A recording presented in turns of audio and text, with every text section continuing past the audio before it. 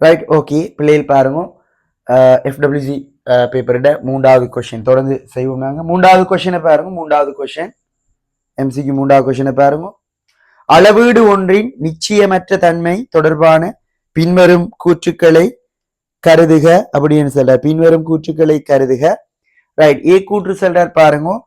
அளவீடுகளை திரும்ப திரும்ப மேற்கொண்டு சராசரியை துணிவதன் மூலம் முறைமை வலு எழுமாற்று வலு இரண்டும் குறைக்கப்பட முடியும். பி கூற்று சொல்றார், ஒரு உபகரணத்தின் பூச்சிய வலுவானது ஒரு முறைமை வலுவாகும் அப்படி என்று சொல்றார். சி கூற்று சொல்றார், பரிசோதனையாளரால் பரிசோதனையில் கை கொள்ளப்படும் நலிவான பரிசோதனை திறன்கள் புவர் எக்ஸ்பெரிமெண்டல் ஸ்கில்ஸ் மட்டுமே எழுமாற்று வலுவுக்கு காரணமாக அமையும். இவற்றுள் சரியானது அல்லது சரியானவை என்ன அப்படின்னு சொல்லி கேட்கிறார். ரைட், ஓகே பாருங்க.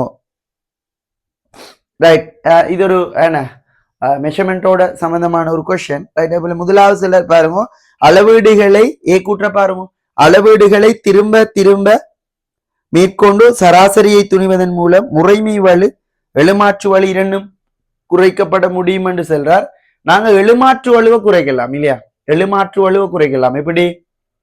இப்ப நாங்க என்ன செய்யறோம், எங்களுக்கு ஒரு உருக்கு கோலம் தரப்படுதுன்னு வைப்போம்.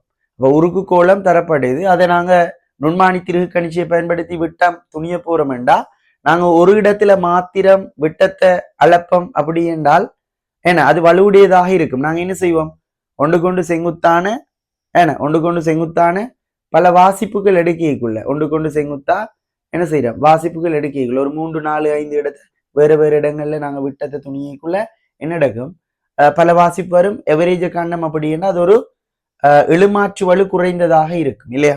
ரைட், அல்லது நார்மலா நாங்க அந்த கம்பிகளுக்கு கதைப்போம். என்ன, அதாவது ஒரு நீண்ட கம்பி வட்ட குறுக்கு வெட்டு பரப்பையுடைய ஒரு நீண்ட கம்பி. ரைட், அப்ப இதுட விட்டத்தை துணிய சொன்னால் நாங்க ஒரு இடத்துல மாத்திரம் விட்டத்தை துணிவோம் அப்படி என்றால் அது வலுவுடையதாக இருக்கும், வலுவுடைய வாசிப்பு என்று சொல்லுவோம். நாங்க என்ன செய்வோம், ஒன்று கொண்டு செங்குத்தான டிரெக்ஷன்ல என்ன ஒன்று கொண்டு செங்குத்தாக ஒரு இடத்த 2 வாசிப்பு வீதம், ஒரு 3 இடத்த எடுத்தோம்னா 6 வாசிப்பு வடும். 6ஐயும் கூட்டி எவரேஜ் கண்டம் அப்படி என்றால் என்ன அந்த இடத்துல எழுமாற்று வலு குறைந்த எழுமாற்று வலுவானது குறைந்த வாசிப்பாக இருக்கும். அப்ப எழுமாற்று வலுவை குறைக்கிறதுக்கு நாங்க அந்த இடத்துல என்ன செய்யறோம், எவரேஜ் துணிகிறோம். அது ஓகே.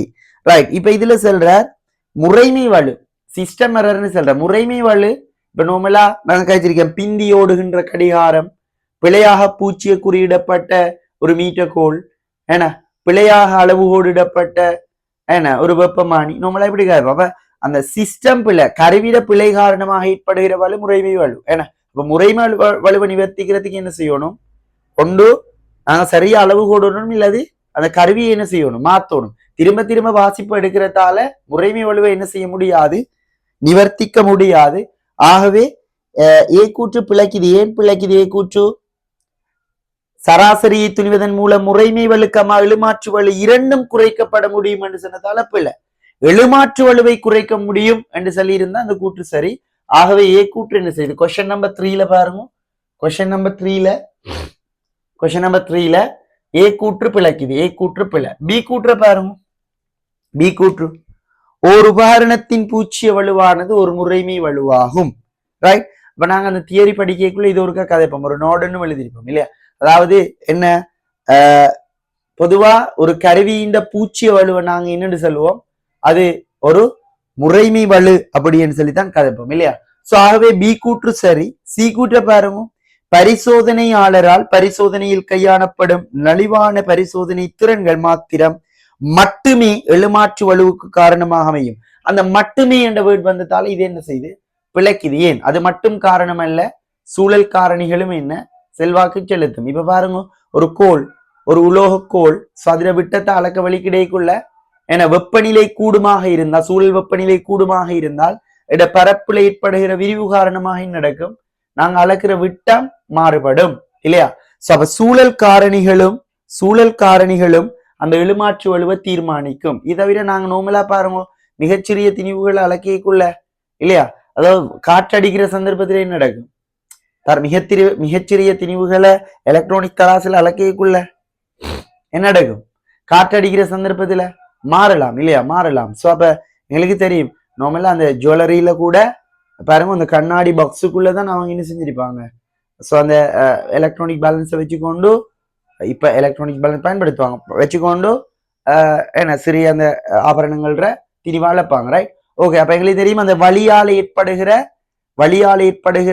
அந்த வலுவை காத்தடிக்கைக்குள்ள என்ன செய்யும், ஒருவேளை வாசிப்பு மாறும், அந்த வலுவை தவிர்க்கிறதுக்காக அப்படி ஒரு வேலை செய்யும். ஆகவே ஏன்னா பரிசோதனை செய்கிறவர் மாத்திரமல்ல சூழல் காரணிகளும் என்ன செய்யும், செல்வாக்கு செலுத்தும். மட்டுமே எழுமாற்று வலுவுக்கு காரணமாக அமையும் என்று சொன்னதால சி கூற்றும் என்ன பிழை. ஆகவே இங்க பி கூற்று மாத்திரம் தான் என்ன செய்யுது, சரியாகிறது. சி பிழை, பி கூற்று மாத்திரம் தான் சரி இல்லையா, பி கூற்று மாத்திரம் சரி. எத்தனையாவது விடை பொருத்தம், எல்லாத்துக்கும் முதலாவது ஆன்சர் தான் வருது. ஏன்னா இதுக்கும் ஆன்சர் வந்து 1 வரும் ரைட். அப்ப இதுவும் பி மட்டும் என்றா ஆன்சர் உண்டு, பி மட்டும், ஆகவே ஆன்சர் உண்டு.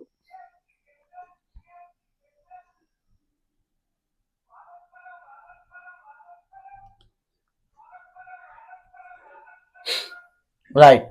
क्वेश्चन नंबर 4 பாருங்க. क्वेश्चन नंबर 4 क्वेश्चन नंबर 4 பாருங்க. क्वेश्चन नंबर 4 क्वेश्चन नंबर 4 பாருங்க.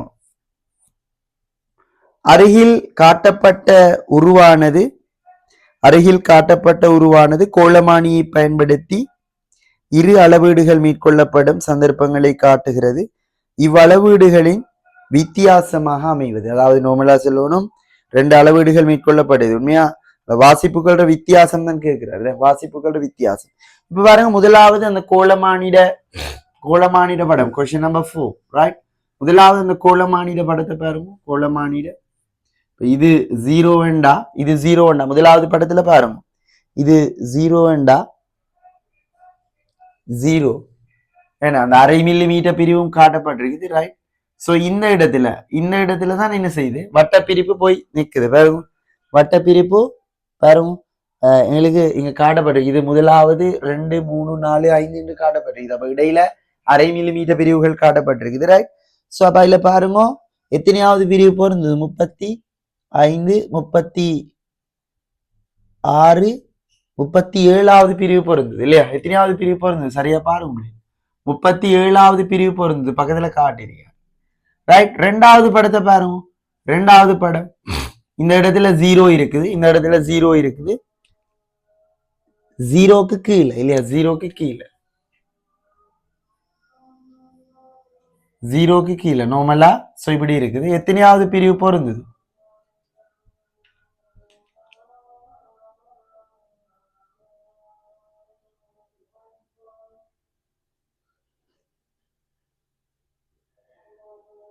42 ரைட். ஒருக்க பாருங்க, ரீடிங்ஸ செய்யுங்க பாம், ஆன்சர் செய்யுங்க பாம், ரீடிங்ஸ் எடுங்க பாம்.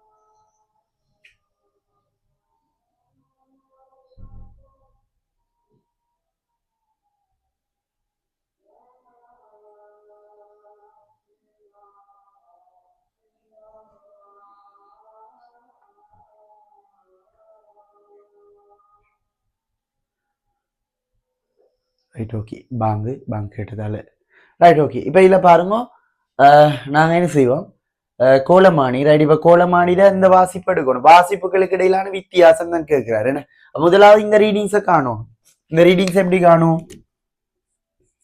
இந்த ரீடிங்ஸ் எப்படி காணும் சொல்லுங்க இந்த ரீடிங்ஸை காணும் ரைட் அப்போ இதில் பாருங்க இந்த ரீடிங்ஸை காணும் நார்மலா இந்த ரீடிங்ஸ் சொல்லுங்க பார்ப்போம் இங்க என்ன இது 1 மில்லிமீட்டர் அரை மில்லிமீட்டரை தாண்டி இருக்குது இல்லையா அப்ப 0.5 மில்லிமீட்டர் பிளஸ் 0.5 மில்லிமீட்டர் பிளஸ் எத்தனையாவது பிரிவு 37 அப்ப 37 தர லீஸ் கவுண்ட் என்ன 0.01 மில்லிமீட்டர் எடுப்போம் இல்லையா 0.01 மில்லிமீட்டர் எடுப்போம் ரைட் ஸோ அப்ப இங்க சுருக்கைக்குள்ள எப்படி வரும் சுருக்கைக்குள்ள 0.5 மில்லிமீட்டர் பிளஸ் 0.37 மில்லிமீட்டர் வரும் கூட்டினமண்டா 0.87 மில்லிமீட்டர் வரும் முதலாவது வாசிப்பு ரைட் ரெண்டாவது வாசிப்பை பாருங்க ரெண்டாவது வாசிப்படுக்கைக்குள்ள மிக கவனமே கோலமானில வாசிப்படுக்கிற படிச்சிருப்பீங்க இல்லையா அதாவது பூச்சியக்குறிக்கு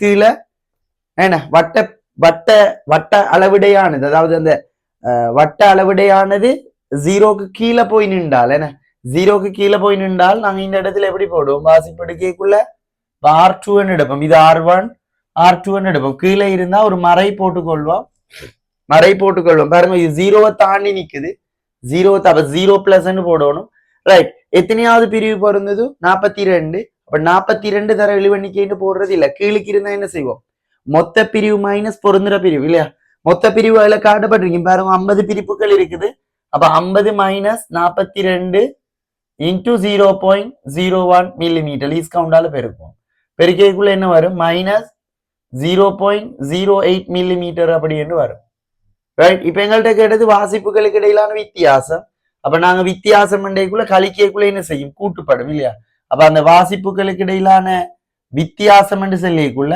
வாசிப்புகளுக்கு இடையிலான வித்தியாசம் சோ வித்தியாசம் கதைக்குள்ள எப்படி வரும் 0.87 மில்லிமீட்டர் மைனஸ் கலிக்கோணும் இங்க மைனஸ் 0.08 மில்லிமீட்டர் கழிச்சமண்டா மைனஸும் பிளஸ் கூட்டுப்படும் இப்ப 0.87 மில்லிமீட்டர் பிளஸ் 0.08 மில்லிமீட்டர் சோ கூட்டி நம்ம அப்படி என்ன 0.95 மில்லிமீட்டர் அப்படின்னு சொல்லி வரும் 95 மில்லிமீட்டர் வரும் இப்படி ஒரு ஆன்சர் இருக்கும் எத்தனையாவது ஆன்சர் பொருத்தம் பாருங்க எத்தனையாவது ஆன்சர் பொருத்தம் 0.97 எத்தனையாவது ஆன்சர் நான்காவது ஆன்சர் ரைட் ஓகே ஆன்சர் நான்காவது ஆன்சர் பொருத்தமா பேப்பர் ஒர்க்கா பாருங்க நான்காவது ஆன்சர் பொருத்தமாயிருக்கு இந்த இடத்துல பாருங்க முதலாவது வாசிப்பு உண்மையா நாங்க எடுத்தது 0.87 என்ன இந்த 0 குறிக்கும் இந்த வட்டப்பிரிப்பு நிக்கிற இந்த டிஸ்டன்ஸ் இல்லையா இந்த சிறிய டிஸ்டன்ஸை தான் நாங்க முதலாவது வாசிச்சோம்